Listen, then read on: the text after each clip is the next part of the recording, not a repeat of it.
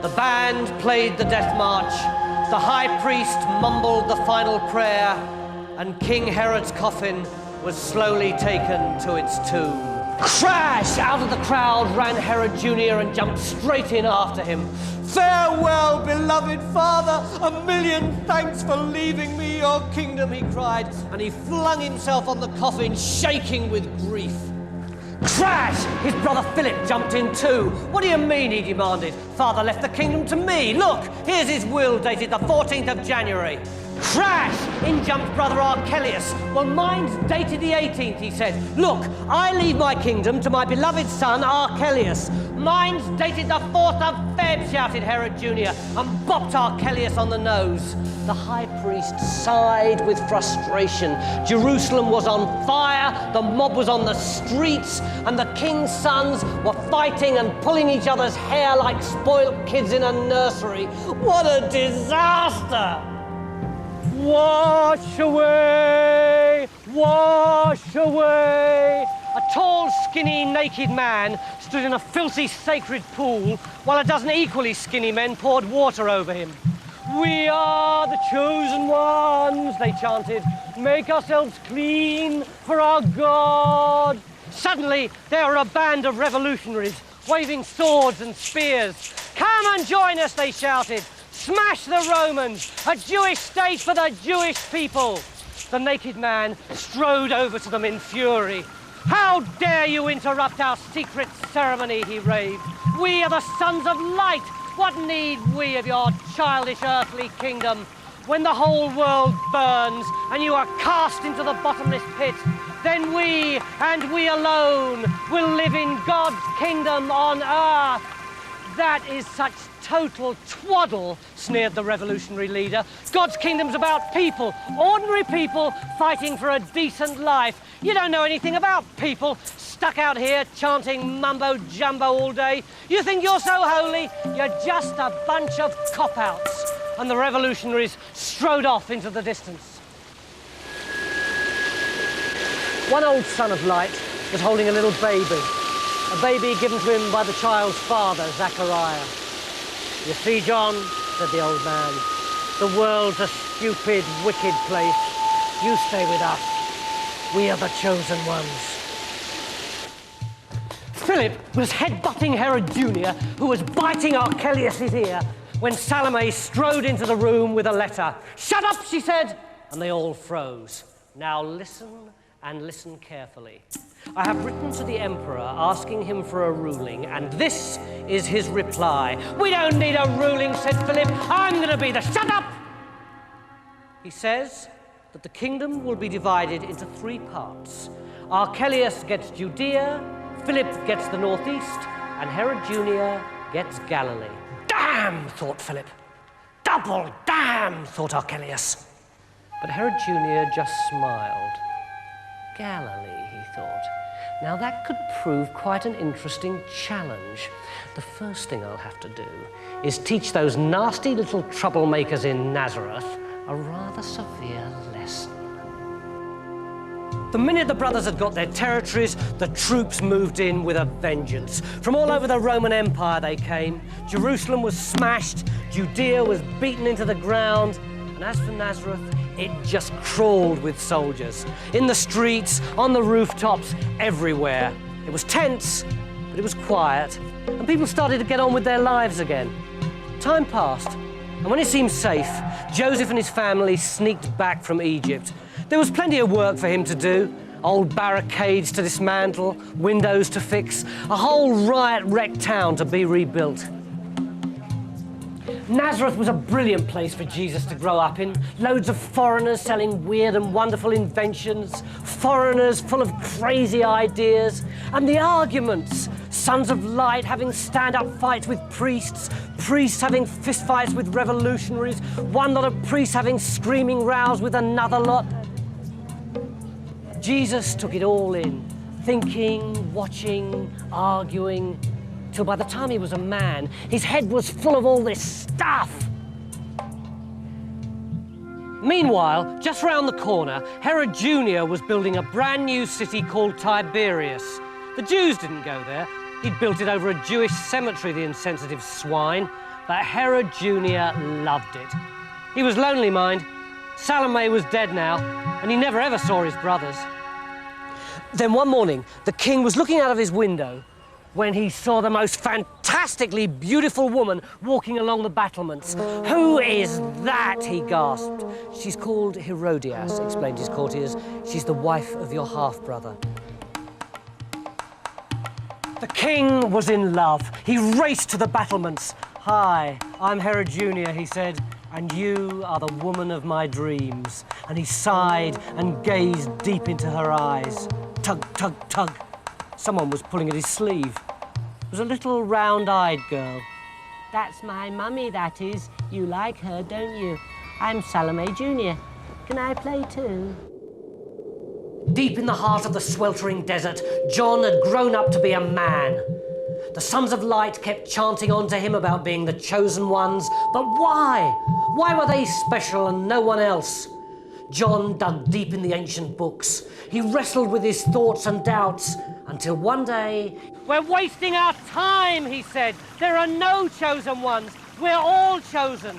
There is one coming greater than any who has ever come before. Everyone must purify themselves for him. Let that be the new message." And he strode straight off into the desert, and he never looked back.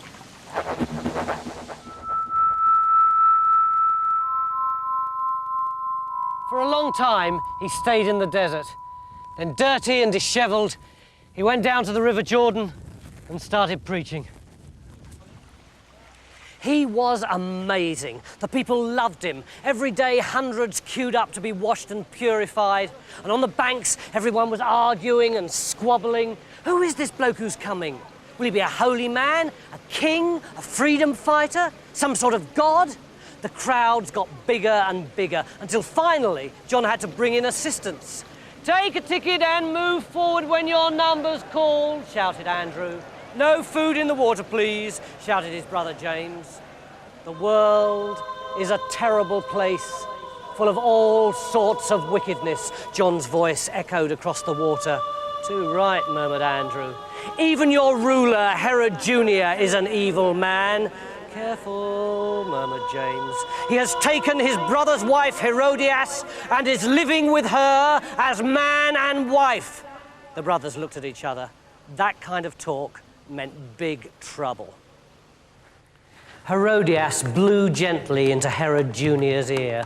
"I think you're going to have him killed, my darling," she whispered. "We can't have a jumped-up rabble-rouser saying nasty things about the royal family, can we?" "No," said Herod Jr. "It's too dangerous. He's a man of God." "Is my new daddy a cowdy custard?" said Salome Jr. "That's not very nice, is it?" Herod Jr. sat the little girl on his lap. "Listen, my darling," he said. "If I have him killed, the nasty poor people might start to riot, and we don't want them burning down our nice new city, do we? No. I'll just pop him into prison for a bit, and I'll make his life so unbelievably horrid, he'll never dare say anything nasty about us ever again, all right?" "Oh, good," said Salome Jr. "Can I watch?" The Jordan was jam-packed full, and more people were coming to be washed in it. But somewhere in the huge crowd, John could feel someone special, someone really special. He looked up, straight into the face of a man he vaguely thought he knew, a young man about his own age. "John," said the man. "Cousin Jesus," gasped John. And at that moment, John remembered all the weird stories his Aunt Mary had told him about his cousin's birth. The wise men, the shepherds, the massacre at Bethlehem. But more than that, John could feel great surges of power pouring off him. "It's you," he whispered. "It must be you." "Wash me in the water, John," said Jesus. "No," said John, "it's you should be washing me." "No, you wash me." "No, you wash me." And they laughed and laughed and held each other tight. Then John tenderly took Jesus' shoulders and pushed them under the water. And when he broke surface again, it was like there was this huge booming voice deep in John's head calling, "This is my beloved son, and I'm well pleased with him."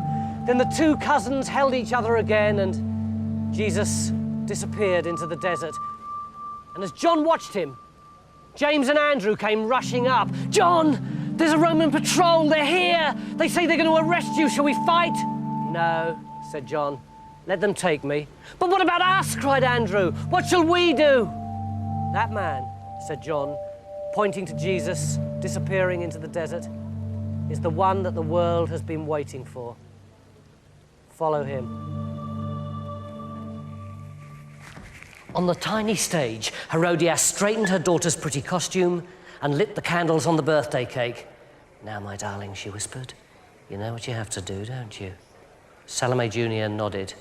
Then the curtains opened, the lights came on, and the little girl began to sing.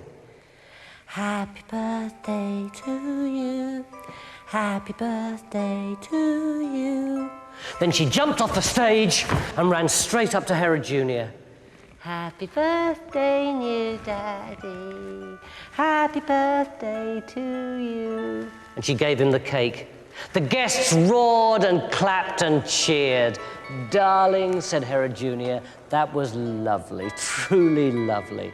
Now, what little gift can I give to you?" "Can I have anything?" "Yes, my darling, anything at all." "Then I'd like John's head on a silver plate, please." The guests went silent. "You know, that horrid man in our prison who keeps saying nasty things about you and Mummy. That is what I'd like. And you did say I could have anything I want, didn't you? Didn't you?" Later that night, Herod watched as they dragged John's body away. He was feeling really depressed. Still, who was John? A nobody. So were all that rabble out there, all nobodies. But he was a king. Everyone knew Herod Jr. Soon, he'd be even more famous than his father. One day, he'd be the most famous, most powerful, most influential man the world had ever seen. And which of those rabble could say that? Not one. Out in the desert, the buzz was going round. Down by the big lake, the fishermen were leaving their nets. In the tax office, clerks were screwing up their papers and running out the doors. Housewives were leaving their washing. Children were dropping their toys. Andrew and James raced from door to door with the news. "He's here, the one we've been waiting for. He'll be coming down the street any minute. Look, here he is." And as lonely Herod stood on his battlements dreaming of power, priests and sons of light and freedom fighters and everyone stopped what they were doing for a minute and went to listen to the one who had come.